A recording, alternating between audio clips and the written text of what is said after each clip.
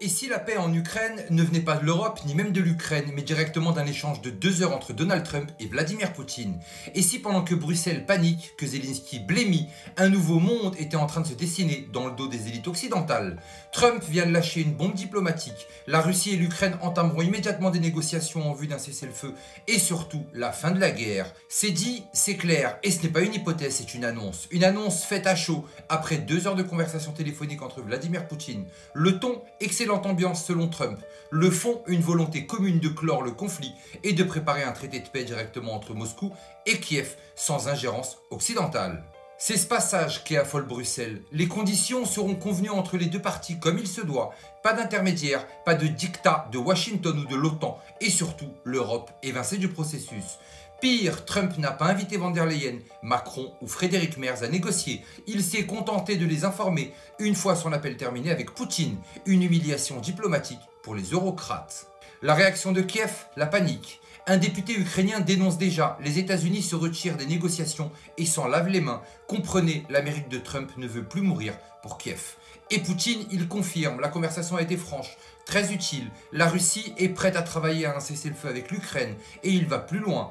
Trump a exprimé clairement sa position en faveur de la fin des hostilités. Mais alors, est-ce enfin la paix ou une grande manœuvre stratégique qui échappe totalement à l'Union européenne? C'est ici que ça devient explosif. Trump ne parle pas seulement de paix. Il parle de commerce massif avec la Russie. Oui, commerce avec Moscou en pleine guerre. La Russie a un potentiel illimité pour créer de la prospérité, dit-il.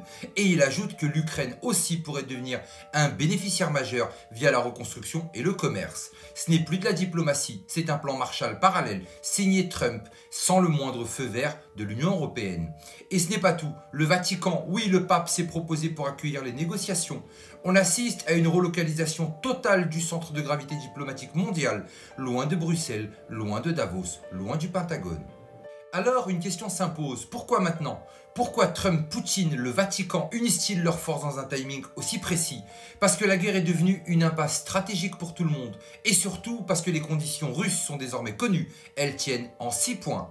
Neutralité de l'Ukraine, reconnaissance des territoires annexés, démilitarisation partielle, dénazification, levée des sanctions, garantie de sécurité pour la Russie. Inacceptable pour Zelensky? Sans doute, mais acceptable pour Trump, qui sait que ce conflit ne peut pas être résolu sans compromis. Et le monde entier sait que Zelensky est politiquement en fin de course. Même des analystes européens admettent l'Ukraine aura bientôt de nouveaux dirigeants. D'ailleurs, le vice-président américain J.D. Vance a été très clair. Nous sommes prêts à quitter la table si ça ne bouge pas.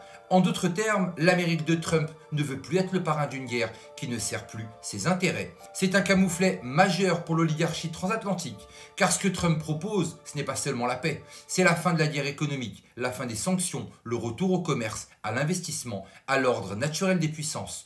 Une guerre qui a coûté des centaines de milliards aux Européens sans qu'ils aient jamais leur mot à dire. Et aujourd'hui, quand Trump prend le téléphone, c'est Bruxelles qui apprend la nouvelle dans la presse. Alors, peut-on se poser la vraie question? Est-ce que Trump vient vraiment de sauver l'Ukraine? Ou est-ce qu'il vient de liquider l'influence occidentale dans la région en redonnant les clés à la Russie et à l'Amérique seule? Est-ce une victoire géopolitique pour la paix? Ou une capitulation silencieuse de l'Occident qui a tout misé sur un acteur, Zelensky, désormais carbonisé? Et surtout, pourquoi les médias occidentaux restent-ils étrangement silencieux? Pourquoi cette conversation historique entre Trump et Poutine n'est pas à la une de tous les journaux?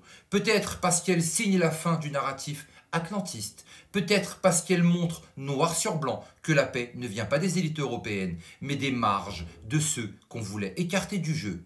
Trump n'a pas envoyé de chars, il a envoyé un message. Poutine n'a pas exigé de reddition, il a parlé de compromis. Et ensemble, ils ont dessiné le contour du nouvel ordre mondial, dans lequel l'Europe, soumise à Washington, pourrait être le grand perdant.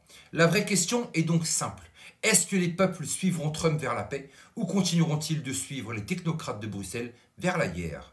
Et vous, souhaitez-vous vraiment que cette guerre continue? Ou est-ce que cette conversation Trump-Poutine représente la seule opportunité réelle d'arrêter l'hémorragie? Pendant que les bombes tombent, pendant que les sanctions étranglent, pendant que les élites se félicitent de leur propre échec, 2 hommes se sont parlé et peut-être pour la première fois depuis 2022, la paix semble possible. Mais la paix, comme toujours, aura un prix géopolitique, un prix moral, un prix médiatique. Et peut-être cette fois, ce prix, ce sont les élites occidentales elles-mêmes. Mais surtout n'oubliez pas, on n'est clairement pas au bout de nos surprises.